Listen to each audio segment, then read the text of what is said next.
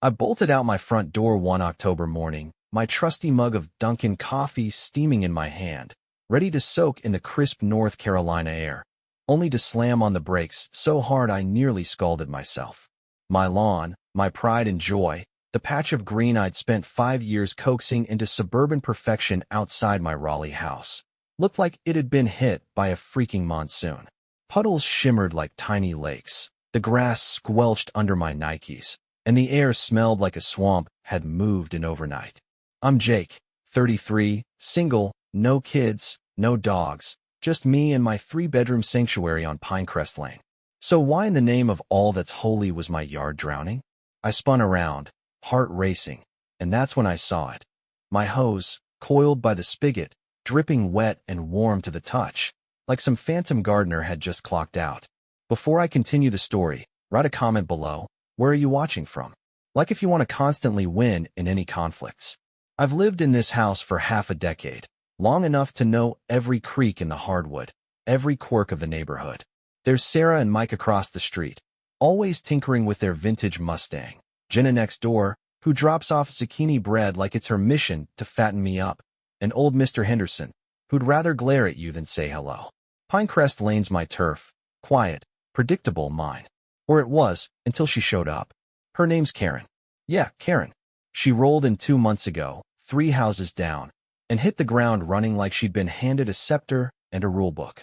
Not the HOA president. Our board's run by a guy named Brian who'd rather grill ribs than enforce anything. But Karen didn't care. She strutted around like she owned us all, and I'd been lucky enough to stay off her radar. Until that soggy, cursed morning. It started subtle, like a bad dream you can't shake. I shrugged off the wet lawn at first, maybe a freak rain I'd slept through. But then the water bill landed in my mailbox a week later, and I swear my heart stopped. My usual $35 jumped to $92. $92. For a guy who barely remembers to water his scraggly rose bush, that's not a bill. That's a heist. I started stalking my own yard like a paranoid detective. Wet spots popping up at weird hours. The hose shifted an inch from where I'd left it. One morning, I even caught a whiff of citrus cleaner near the spigot. Citrus. I don't own anything that smells like a fruit salad. My gut screamed, someone's screwing with me. And then I saw her. It was a Saturday, the kind of golden fall day that makes you love owning a house. I was lugging a Costco haul from my Jeep. Think frozen burritos and enough coffee to survive a zombie apocalypse. When I glanced across the street and nearly dropped everything. There she was, Karen, decked out in a neon pink sweater and a sun hat the size of a satellite dish, dragging my hose across my lawn like she'd just claimed it in a divorce settlement. She hooked it to a fancy little sprayer and started blasting her deck chairs, singing off-key to some pop song I couldn't place. I stood there, burritos thawing in my arms, fury bubbling in my chest. She spotted me, flashed a grin that could melt steel, and yelled, "Hey Jake, just borrowing this for a sec. Hope that's cool." Borrowing. Cool. That water was mine. Every gallon she sprayed was cash ripped from my wallet, and she was treating it like a freebie at a lemonade stand. I'm not a screamer. I don't charge over and start WWI. I'm the guy who simmers, who plots, who turns rage into something sharper.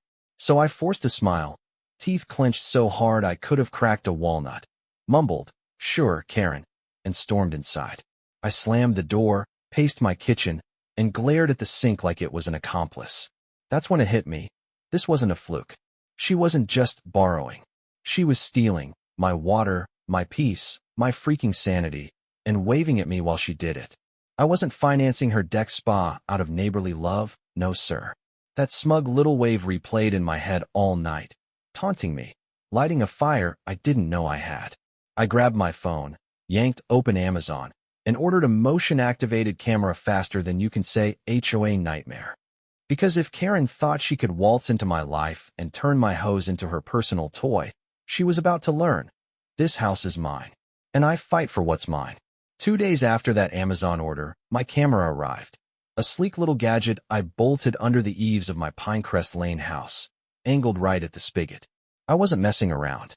My blood was still boiling from Karen's "hope that's cool" stunt, and every time I glanced at my soggy lawn, I felt like a chump financing her deck-washing fantasies. That $92 water bill was framed on my kitchen counter now, a taunting reminder of every gallon she'd swiped. I synced the camera to my phone, tested the motion alerts with a wave of my hand, and waited. Game on, Karen. The first night, nothing. Just crickets and a stray cat that tripped the sensor at 2 a.m. I was starting to think she'd moved on. Maybe she'd found some other sucker's hose to borrow. But then, Tuesday morning, my phone buzzed while I was mid-sip of my Dunkin'. I opened the app, and there she was, live and in glorious 4K. Karen, rocking a teal tracksuit and flip-flops, sneaking across my yard like a suburban ninja. She grabbed my hose, dragged it to her driveway, and started spraying down her SUV. Full blast, suds everywhere, like she was auditioning for a car wash commercial. I nearly choked on my coffee.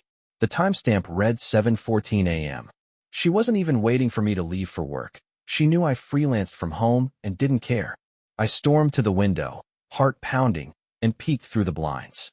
Sure enough, there she was, hose in hand, scrubbing her tires with a sponge she'd pulled from God knows where. I yanked open the door, adrenaline surging, and shouted, "Karen, what the hell are you doing?" She didn't even flinch, just turned, flashed that smug grin, and yelled back, "Oh, Jake, relax. It's just a quick rinse. Keeps the neighborhood looking sharp." Then she waved the hose at me like it was a friendly salute and kept going. I stood there, fists clenched, steam practically pouring out of my ears. Relax? Relax? She was hosing down her life with my water, and I was supposed to applaud her for it? Here's where it gets crazier. While I was fuming on my porch, my phone buzzed again, another motion alert. I flipped back to the app, expecting more Karen shenanigans, but this time it caught something else. Jenna, my zucchini bread neighbor, stepping out her back door with a mug in hand, staring at Karen like she'd seen a ghost. Our eyes met across the fence, and she mouthed, "Is she serious?" I nodded, still seething, and she shook her head before ducking inside. I wasn't alone in this madness anymore. Someone else saw it too. That tiny moment lit a spark. Maybe Pinecrest Lane was ready to wake up. But Karen? She didn't stop at the SUV. Over the next 3 days, that camera became my personal horror show. Wednesday, she watered her azaleas. Mine are half dead. Hers looked like a botanical garden. Thursday, she filled a kiddie pool for her yappy little terrier, who splashed around while she sipped iced tea on her porch. Friday, she pressure washed her mailbox. Her mailbox. Each clip piled up on my phone, timestamps glaring. 6:47 a.m., 8:12 a.m., 7:03 a.m. My water bill was her playground, and she was racking up points like it was a game. I couldn't take it anymore. I marched to her door that Friday night, footage ready, and knocked, hard. She answered in a bathrobe, hair in curlers, looking like she'd just stepped off a 90s sitcom set. "Jake, what's up?" she chirped, all fake innocence. I held up my phone. The latest mailbox clip paused mid-spray. "This," I said, voice shaking with barely contained rage. "You've been stealing my water all week. I've got proof. Stop it." She tilted her head, smirked, and said, "Oh, that? It's just water, Jake. We're neighbors. Sharing's what we do. Besides, the HOA doesn't mind." Then she shut the door in my face. I stood there, stunned, the porch light flickering above me. Sharing? Sharing. I'd shared $57 worth of water I didn't sign up for, and she was treating me like the bad guy? That's when I emailed the HOA. Brian, our do-nothing president, had ignored petty complaints before, but this was theft, documented, timestamped, undeniable. I attached the clips, typed up a furious breakdown of every incident, and hit send. The reply came Saturday morning. "Thanks for your concern, Jake. We encourage neighbors to resolve disputes amicably. The board will discuss this at our next meeting, in 3 weeks. 3 weeks. I'd be bankrupt by then. I slammed my laptop shut, pacing my living room, the hardwood creaking under my fury. The HOA was useless. Karen knew it, and she was banking on it. Meanwhile, across the street, Sarah texted me. "Saw Karen with your hose again. You okay?" She'd caught the kiddie pool episode from her kitchen window. Word was spreading. Jenna stopped by later with a plate of cookies and a whisper. "She told me your hose has better pressure than hers." Can you believe that? I could. Karen wasn't just entitled, she was shameless. And that's when the idea hit me, sharp and reckless, as I stared at the hose coiled outside my window. She wanted water? Fine. I'd give her water she'd never forget. I didn't sleep that night. My brain was buzzing, flipping between rage and a plan so wild it scared me a little. I wasn't just fighting for my hose anymore. This was about my house, my turf, every ounce of peace she'd stolen with that smirk. I Googled motion-activated sprinklers at 2 a.m., then stumbled on a construction site listing a few miles away. Temporary setups, waste tanks, the works. A grin crept across my face, dark and unstoppable. Karen had no clue what was coming. And if you're as fired up as I was, stick around, hit that subscribe button, because this is about to get messy in the best way possible. By Sunday night, I was a man possessed. Karen had turned my Pinecrest Lane house into her personal water park for a week straight, and the HOA's wait 3 weeks nonsense had me seeing red. My camera clips, 7 of them now, were a highlight reel of her entitlement. SUV suds, azalea showers, mailbox spa days. My latest water bill projection? $110. I wasn't just mad, I was done. That's when I drove to the construction site I'd Googled, a half-finished strip mall 5 miles out. Under the flickering streetlights, I spotted it, a temporary waste tank, industrial-sized, reeking of poetic justice. I chatted up a worker named Dave, slipped him $20 for testing access, and rigged a plan so wild it'd either end me or make me a legend. Back home, I turned my garage into a mad scientist lab. I grabbed a spare hose from the shed, some PVC connectors, and a remote valve I'd ordered off eBay months ago for a failed DIY fountain. With a shovel and a flashlight, I buried a line from the tank hookup routed through a ditch I borrowed from the site to my spigot, hidden under fresh sod. The setup was genius. Flip the valve one way, clean water.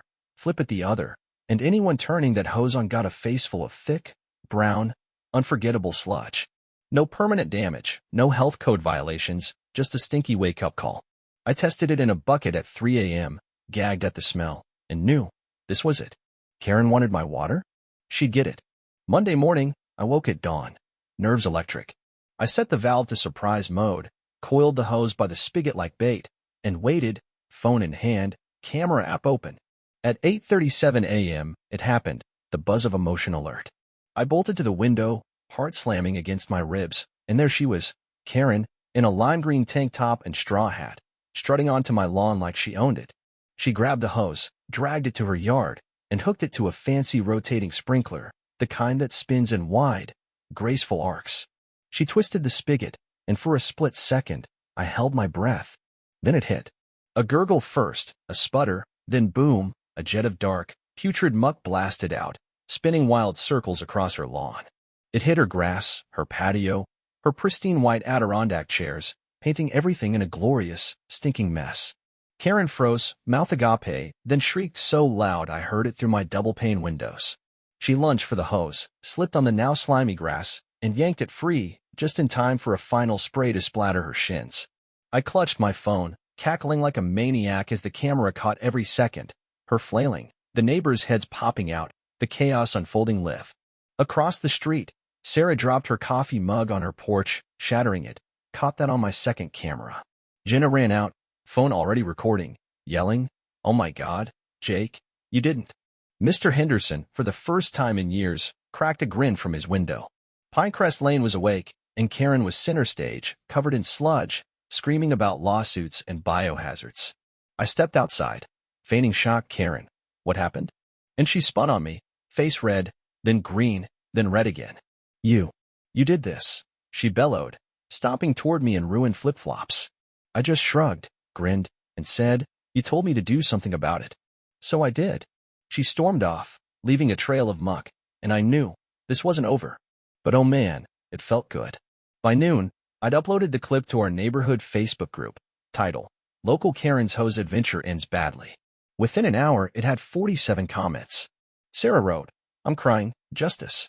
Jenna posted laughing emojis. Someone I didn't even know tagged a friend with, "This is why we need cameras." Then it jumped, Reddit, TikTok, X, strangers stitching it with dramatic music, slow emo zooms of Karen's meltdown. By nightfall, it had 200,000 views. My phone buzzed nonstop, text from neighbors, DMs from randos saying, "You're a hero." I sat on my couch, watching the numbers climb, a mix of pride and panic swelling in my chest. Karen was viral, and I'd lit the match. But here's the kicker. While I was basking in the glow of my inbox, Karen was plotting. That evening, A shadow moved past my window, her, pacing her porch, phone pressed to her ear, glaring at my house. She wasn't laughing. She wasn't retreating. She was scheming. And as the views hit 300,000, I realized I'd poked the bear, and she was about to claw back. What she got up her sleeve? You'll see, stay tuned, because this roller coaster's just hitting the drop. The morning after my viral sprinkler stunt, Pinecrest Lane buzzed like a kick beehive. My phone was a war zone for 100,000 views, text from Jenna saying, "You're insane, I love it." Even a meme from Sarah with Karen's sludge-covered face captioned, "Hose Queen." I was sipping my Dunkin', grinning like a fool on my porch, when a shadow loomed. Karen marched up my driveway. No sun hat, no smirk, just pure, trembling rage. Behind her stood Brian, our HOA president, clipboard in hand, and a stern woman I recognized as Linda, the treasurer. My stomach dropped. This wasn't a social call. "Jake," Brian started, voice flat. "We're here about the incident. Karen's filed a formal complaint. Health violations, intentional sabotage." Karen cut in, jabbing a finger at me. "You turned my yard into a cesspool. My dog's traumatized, my furniture's ruined. I'm suing." Her voice cracked, eyes wild, and for a second, I almost felt bad. Almost. Then Linda handed me a paper, a $750 fine from the HOA for creating a hazardous environment. I stared at it, blood pounding in my ears. "You're fining me?" "She's been stealing my water for weeks. I've got proof." Brian shrugged. "Resolve it amicably, Jake. We'll review it next month." Next month? I'd be broke by then. I stormed inside, slamming the door so hard the windows rattled. Karen had flipped the script, painted me as the villain while she played victim. My house, my sanctuary, felt like a target now. But I wasn't folding. I yanked open my laptop and uploaded the latest clip, Karen's meltdown, unedited, to the neighborhood group. "This is what I'm dealing with," I typed, hands shaking. Comments exploded. "She's nuts. HOA's a joke."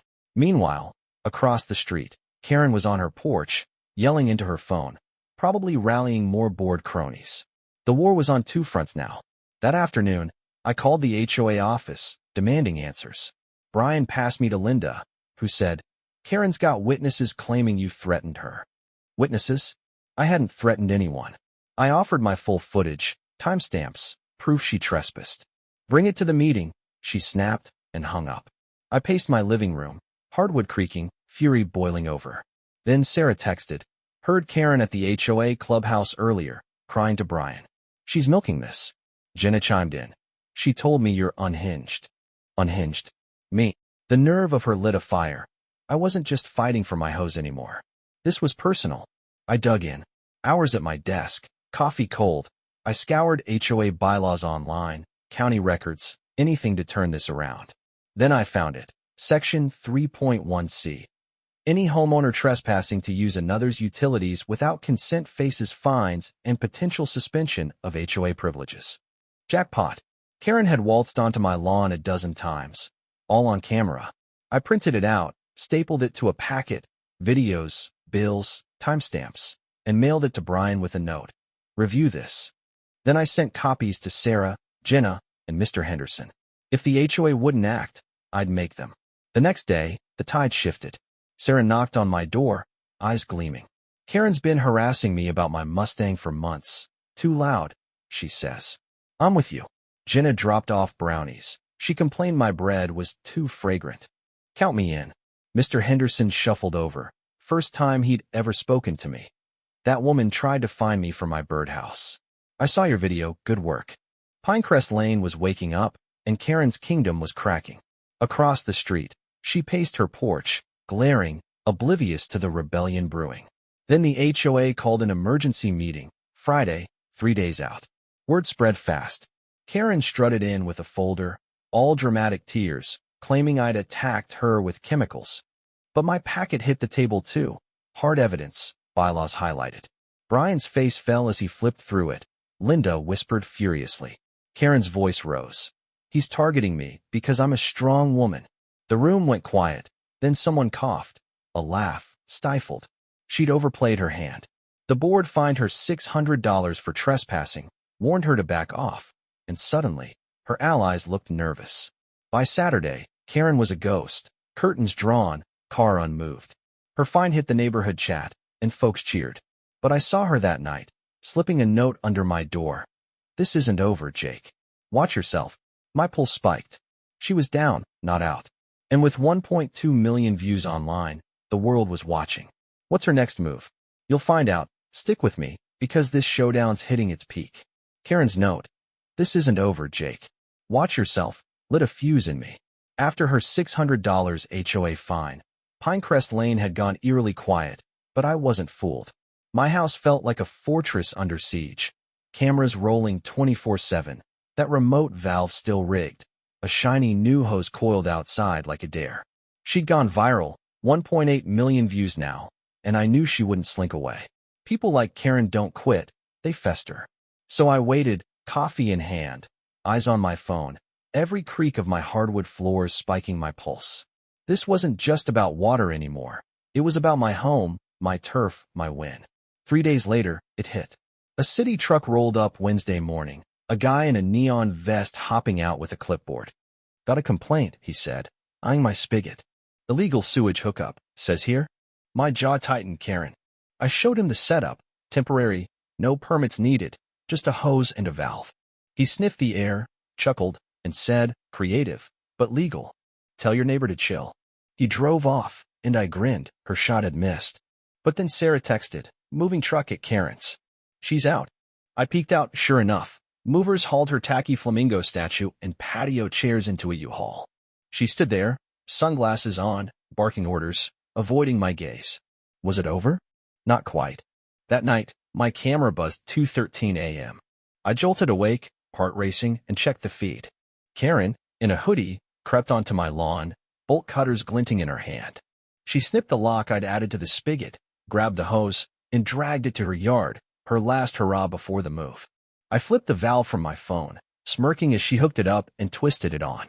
The gurgle came, then the spray, another glorious blast of sludge, this time soaking her rose bushes and splashing her sneakers. She yelped, dropped the hose, and bolted, slipping in the muck. I laughed so hard I nearly fell off the couch. Gotcha. By morning, she was gone, house empty, for sale, sign up.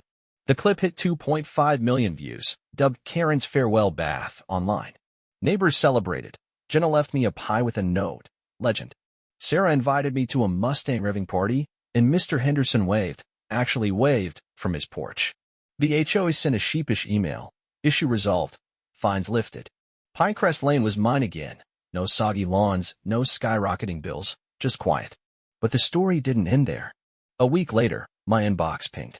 A guy named Tyler, from a subdivision in Durham, wrote, "Karen's here now. Complained about my dogs barking day one. Saw your video, any tips?" I laughed, sent him my valve specs, and a Karen defense guide. I'd typed up, cameras, bylaws, patience. 2 days later, he replied, used compost runoff and nailed her car wash. Viral again. The clip popped up online. Karen, screeching, covered in green goo, kids laughing in the background. Karen's Revenge, Part 2, they called it. She was a traveling plague, but now, people were ready. Life settled after that. My mornings returned to coffee on the porch, birds chirping, no trespassers. The new neighbors, Mark and Ellie, a young couple with a toddler, moved into Karen's old place. They knocked day one, all smiles, with cookies and a question, "Mind if we hook up our own hose?" I nearly hugged them. Normalcy was back. Online, my saga hit 3 million views, memes, parodies, even a guy selling Hose Justice shirts. I started a blog, Suburban Survival, sharing HOA horror stories from fans. It grew fast, people were done with petty tyrants, and I'd become their accidental poster boy. But the real one wasn't the views or the fame. One afternoon, I was pruning my rose bush, finally alive again, when I heard it. Pure, wild laughter. Mark and Ellie chased their kid through a sprinkler in their yard, water sparkling, no theft, no drama. I leaned on my rake, grinning, and turned on my hose, clean, cold, mine, to water my lawn. Peace. That's what I'd fought for. Not revenge, not clout, but this, a home that felt like home again. What about you? Have you ever dealt with Karen? Leave a comment. I read every one. And if you enjoyed this trip, subscribe. I have lots of stories of HOA victories on my channel.